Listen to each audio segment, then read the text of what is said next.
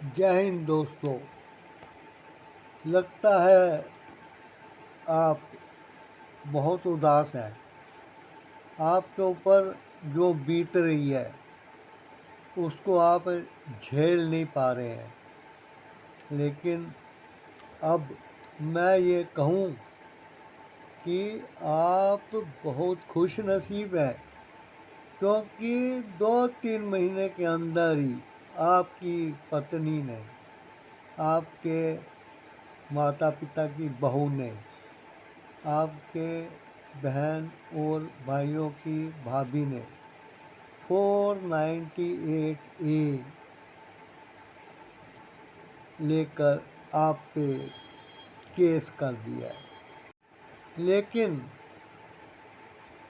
आप पूछेंगे कि आईपीसी के सेक्शन यानी कि under section 498A of IPC, यदि कोई पत्नी अपने पति के खिलाफ, अपने ससुराल वालों के खिलाफ, सास ससुर देवर ननद वगैरह के खिलाफ कोई केस कर दे, एफआईआर कर दे, तो पुलिस तुरंत गिरफ्तार कर लेती है। यही सुना ना आपने। लेकिन मैं आपको यह कह दूं कि जो ये केस उसने आपके ऊपर 498A के अंदर किया है, वह उसने अपना सदुपयोग करने के लिए उसको इस्तेमाल किया है। लेकिन रुकिए, ये अब सदुपयोग नहीं, दुरुपयोग हुआ है। दुरुपयोग क्यों हुआ है ये भी मैं आपको अभी आगे चल के बताऊँगा। अब उसने जो ये केस किया है उसका दुरुपयोग सामने आ जाएगा। चिंता मत करो, क्योंकि झूठे आरोप कोर्ट में अब सिद्ध किए जा सकेंगे। पुरुषों की भी सुनवाई होगी और आप अपने माँ बाप के लाडले और सुपुत्र, आप अपने बहन और भाई के चहेते बड़े भाई या छोटे भाई सिद्ध हो गए, क्योंकि अब वो अपने मनमानी से केस नहीं चला पाएगी। एक बहुत अजीब बात हमने नोट की है। जब हमारे पास केस आते हैं और हम इंटरव्यू लेते हैं तो एक ही चरित्र ऐसे केसों में लड़कियों का मिलता है। जितना भयंकर रूप वो तांडव अपने ससुराल में मनाती है, अपने पति के आगे, सास ससुर के आगे, देवर नंद के आगे और रिश्तेदारों के आगे, उतना ही सुखद माहौल वो अपने घर में बनाए रखती है। उनका अपने माँ बाप से, भाई बहनों से, जीजा से और दूसरे रिश्तेदारों से कभी मनमुटाव नहीं होता है। आप यदि ऐसे लड़कियों का जाके इंक्वायरी करके पूछताछ करो तो आपको कोई भी नहीं कह सकेगा कि हाँ इसकी ऊंची आवाज़ उन्होंने सुनी है। और तारीफ़ करते हैं कि ये 4 बजे उठ जाती है, घर के अंदर बाहर साफ सफाई करती है, सब्जी लाती है, किराने का सामान लाती है और अपने भाई के बच्चों को स्कूल भी छोड़ने जाती है और स्कूल से लेने भी जाती है। बड़ी जिम्मेदार किस्म की लड़की है। वो तो ये कहते हैं कि ऐसी लड़की जिस घर में ब्याही जाएगी वो घर भाग्यशाली होगा। लेकिन शादी के बाद जो वो अपना अपोजिट रूप दिखाती हैं ससुराल में और उसके मायके वालों के पड़ोसियों को जब पता लगता है कि वहाँ ऐसे होता है, तो वो लड़की की फेवर लेते हैं, क्योंकि लड़की तो उन्होंने शुरू से बहुत सुशील देखी थी। लेकिन ससुराल वाले जो आरोप लगा रहे हैं वो तो उस पर सिद्ध नहीं होंगे, क्योंकि वो ऐसी दिखती नहीं पड़ोसियों को। वो ये कहेंगे कि लड़की के ससुराल वाले उससे जुल्म उठाते हैं, तभी वो कुछ कह देती है, वरना इस लड़की को हम बेजुबान ही समझते रहे। आपको यह मालूम भी नहीं हो पाएगा कि कैसे ये जो पैसा उन्होंने ईंटा है, वो उनके घर में कैसा कलेश, आंधी तूफान, बवंडर लाएगा कि सब तहस नहस हो जाएगा। आप उस दिन का इंतज़ार कीजिए। और ऐसी लड़कियों का एक फार्मूला होता है कि एक जगह शादी करो और 2-3 महीने में झूठे ब्लेम लगा कर, आरोप एलिगेशन लगा के तलाक ले लो, छुटकारा पा लो, घर में 2-2.5 लाख 3 लाख कुछ तो आएगा जो उसके माँ बाप के काम आएगा। उसके बाद फिर वो अगले रिश्ते के लिए शिकार को ढूंढने लगेंगे। लेकिन याद रखिए कि ऐसी लड़की को कोई भी अपने घर में लाना नहीं चाहेगा, वो कहीं की नहीं रहेगी। अब उसके मंसूबे जो है खाक में मिला दिए जाएंगे। अगर ऐसी बहुएं घर छोड़कर अपने मायके में चले जाती हैं, तो इसमें भलाई आपकी ही है। क्यों? क्योंकि जब तक ये आपके परिवार में रहती हैं, आपके रिश्तेदारों से, पड़ोसियों से आपकी अगली पीछे बातें, सारे भेद उगलवाती रहती हैं धीरे धीरे, क्योंकि उनकी नज़र में वो सती सावित्री और सुशील बहू होती हैं। और बात बात में ऐसे शुरू करेंगी कि अगले पिछले कई भेद लोग उनके आगे खोल देते हैं। कुछ बातों का वो दुरुपयोग करती हैं, गलत फ़ायदा उठाती हैं। लेकिन जब वो घर से निकल जाएंगी तो ऐसे मौके वो खो देंगी और आप इनडायरेक्ट वे में सुरक्षित हो जाएंगे। एक बहुत अजीब बात हमने नोट की है, जब हमारे पास केस आते हैं और हम इंटरव्यू लेते हैं, तो एक ही चरित्र ऐसे केसों में लड़कियों का मिलता है। जितना भयंकर रूप वो तांडव अपने ससुराल में मनाती है, अपने पति के आगे, सास ससुर के आगे, देवर नंद के आगे और रिश्तेदारों के आगे, उतना ही सुखद माहौल वो अपने घर में बनाए रखती है।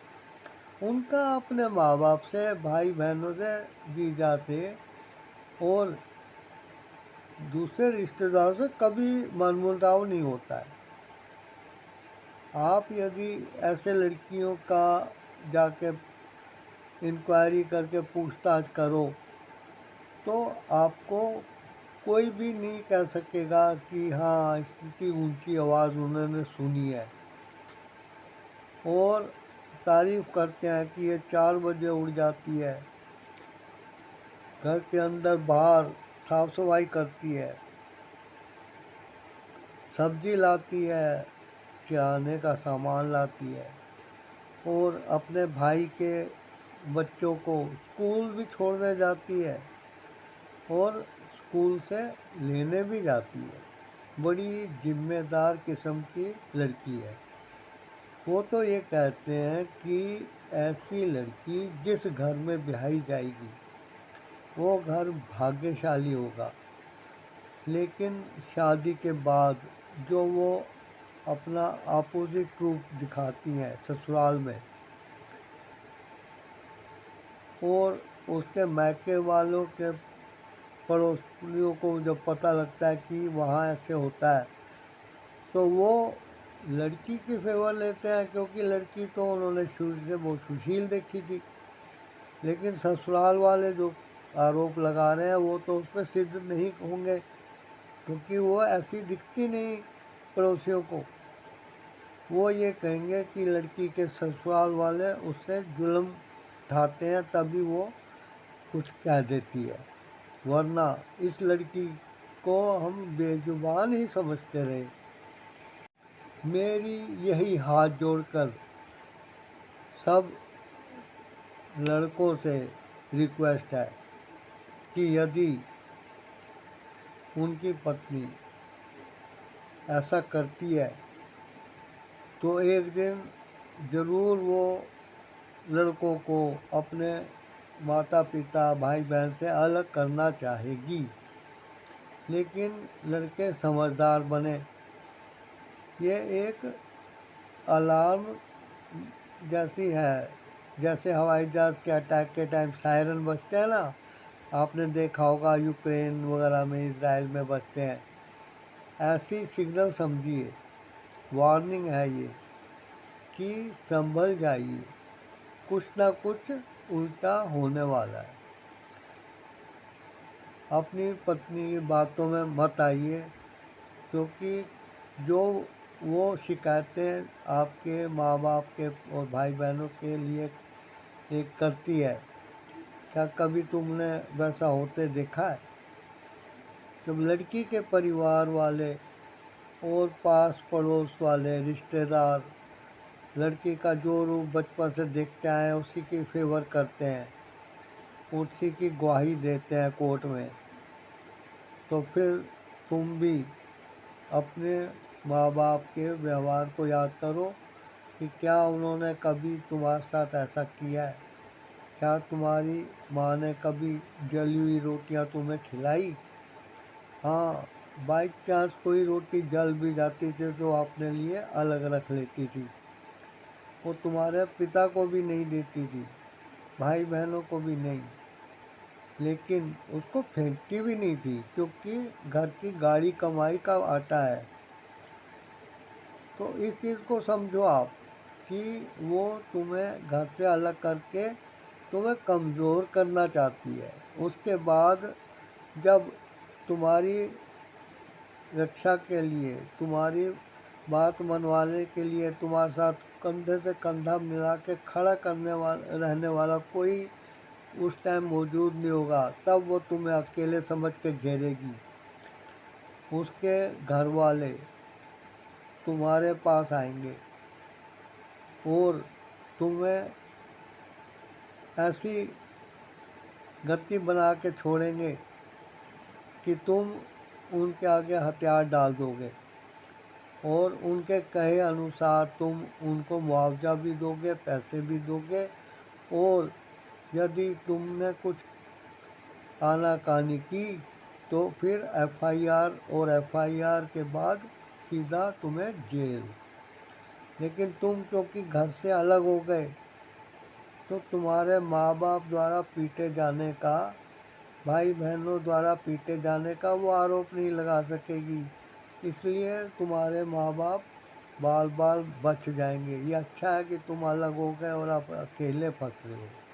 दिमाग को खुला रखो और सोचो कि जो कुछ हो रहा है उसके पीछे क्या मकसद है। याद रखो, जिस दिन लड़का अपने पति के बहकावे में आके, दबाव में आके अलग रहने लगता है, तो फिर उसके साला साली और दूसरे लोग उसके घर आए दिन आ धमकते हैं, वहीं टिके भी रहते हैं और मौज मस्ती करते हैं। घर पे उनका एक छत्र राज्य हो जाता है, बस तुम एक पैसा उगलने वाली मशीन बन जाते हो। एक बात और कहना चाहूँगा कि जिस दिन पत्नी अपने पति और उसके परिवार वालों के खिलाफ सेक्शन 498A में शिकायत एफआईआर कर देती है, तो उसी टाइम उसको घर में टिकने ना दो, सीधा उसको घर से बाहर, दहलीज से बाहर कर दो, क्योंकि अब वो इस घर की सदस्य रहेगी तो आए दिन पुलिस आ धमकेगी, नए नए आरोप लगेंगे। इसलिए अच्छा है कि अपने पास पड़ोस वालों को बुला के उनकी नज़रों के सामने उसको सुनाते हुए और लोगों को बताते हुए कहिए कि तुमने नाजायज़ आरोप लगाए हैं, 4988 में FIR की है और अब तुम कोर्ट में हमसे मिलना, यहाँ से रफा दफा हो जाओ। जो सामान कपड़े वाला वो लेना चाहे ले जाने दो, लेकिन हाँ उसके गहने वाला मत ले जाने देना, क्योंकि गहनों की डिमांड वो कोर्ट में रखेगी। उस टाइम तुम कहोगे कि वो इसको दे दिए थे, ले गई थी, तो सिद्ध कैसे होगा? फिर तुम्हें उतनी कीमत का पैसा उसको देना पड़ेगा।